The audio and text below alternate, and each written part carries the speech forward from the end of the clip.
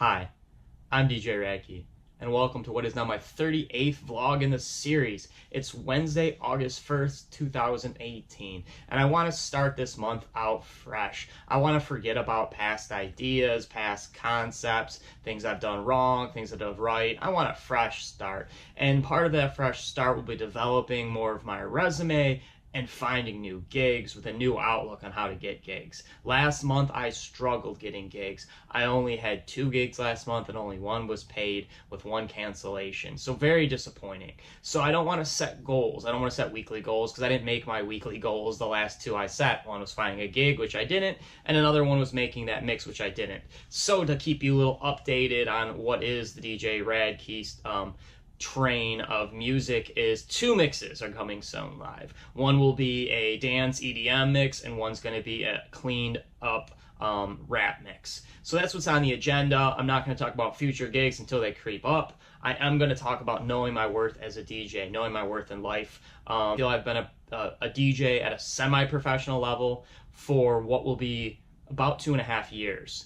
Again, I wouldn't say professional because to be professional, I would have to actually make a living off it. Right now, currently, I'm not. But I am a student, so that does hamper the job market. So we do have a little over 2 months left at Scratch Academy, and then it's time for the real world of getting a job, hopefully getting a job as a DJ. So I did have a good conversation while leaving class today with DJ Shinobi, and something was heavy on his mind, I could tell, and he was like, man, I wonder what's going to happen when I'm done with school and I need to find gigs.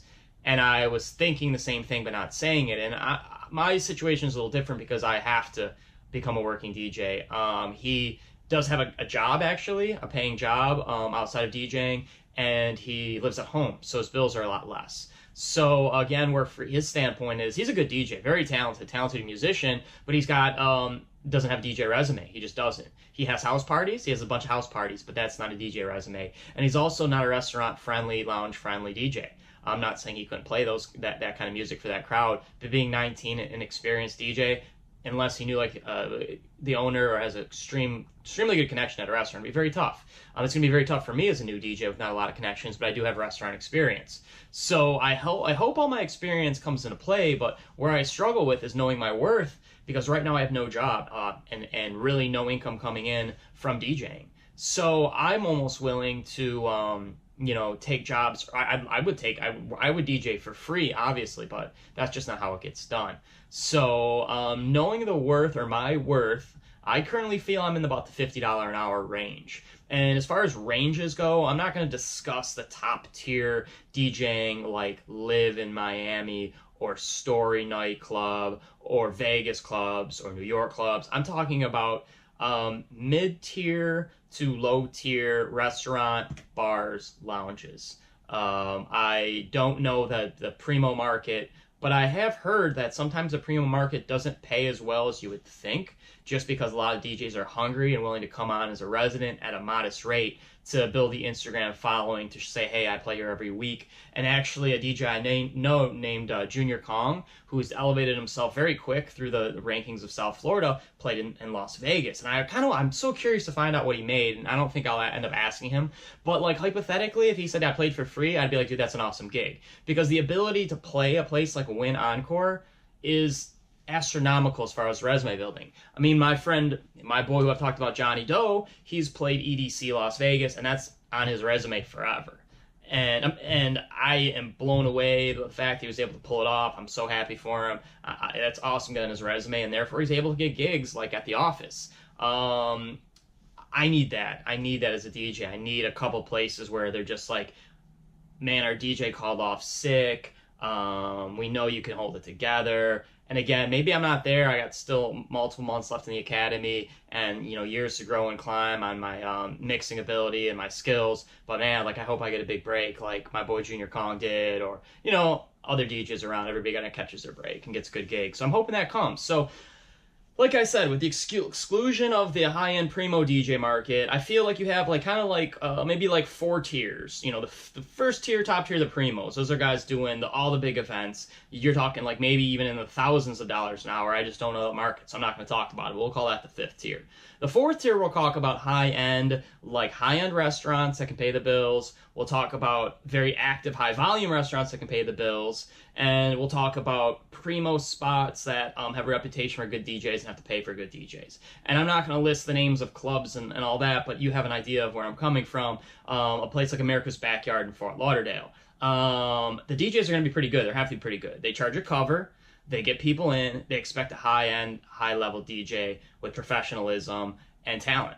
So I'm thinking he makes, and I don't know his name or their names or her name, but I'm thinking that's about $100 an hour job, if not more. So, you go from the top tier, which could be multiple hundreds, into the thousands an hour. I mean, again, looking at things like, recession, depression of the market, and so on and so forth. I mean, I know for a fact, and this is stated in multiple videos, that DJ at AM at his peak, was making $10,000 a night, and that's roughly 2.5 hour gig.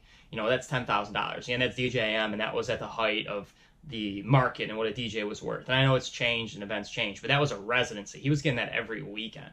So you do the math, that's $1 million, and that's just one gig. He played Wednesday, Friday, and Saturday nights, and he did a Sunday brunch. So that just gives you an idea. So can't talk about that kind of game. We're going to talk about what I feel like I'm a semi-professional mid-tier DJ at $50 an hour. My equipment is semi-professional. It's not, I don't have two turntables with vinyl, high-end mixer, and high-end lighting equipment. I have mid-tier, 3 lights, a nice setup, 3 speakers, all high quality. But again, I'm not at the professional level. I'm semi-professional still.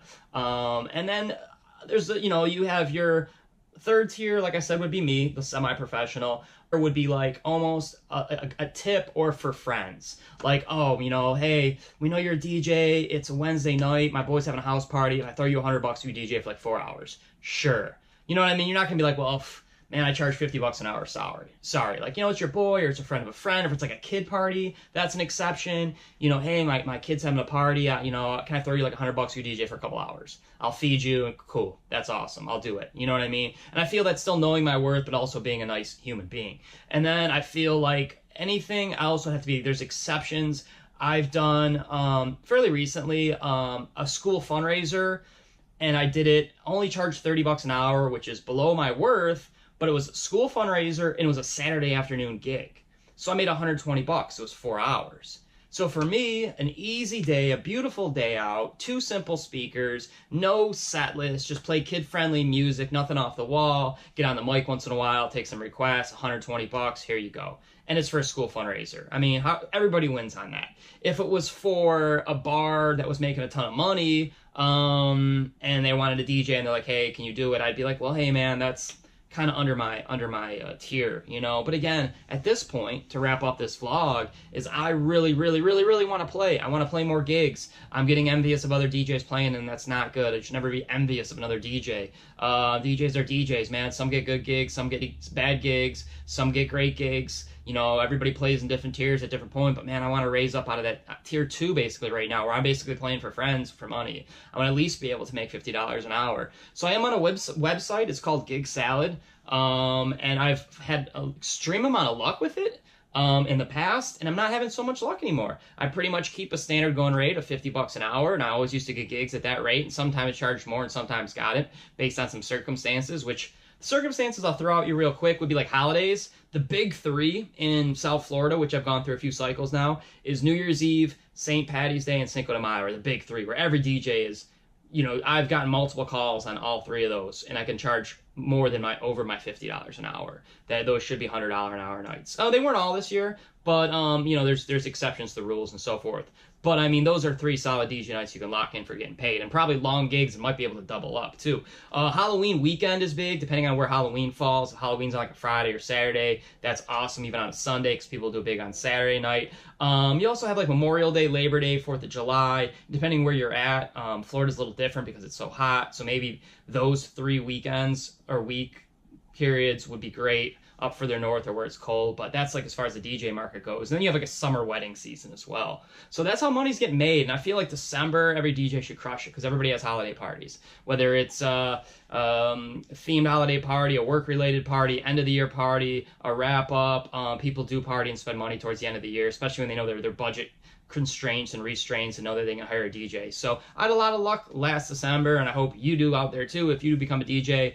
Again, I hope you took this tiering system. Again, I guess tier 1, like I said, would just be doing it for a friend, and sometimes you do free gigs because they're fun. So again, as a professional DJ, I love DJing. I would probably do most of my gigs for free, but I still got to get paid. So hopefully you learned a lot if you are a new and up-and-coming DJ to know your worth. And I'm not saying this is a set scale locked in stone. It's just kind of something I use. And with other DJs I've talked to, I feel like this system is kind of standard right now in this market in South Florida. So take it for what it's worth. Again, I am DJ Rad Key. See everything that is DJ Rad Key on djradkey.com. Enjoy my vlogs and be good to people. Say hi to strangers. Peace.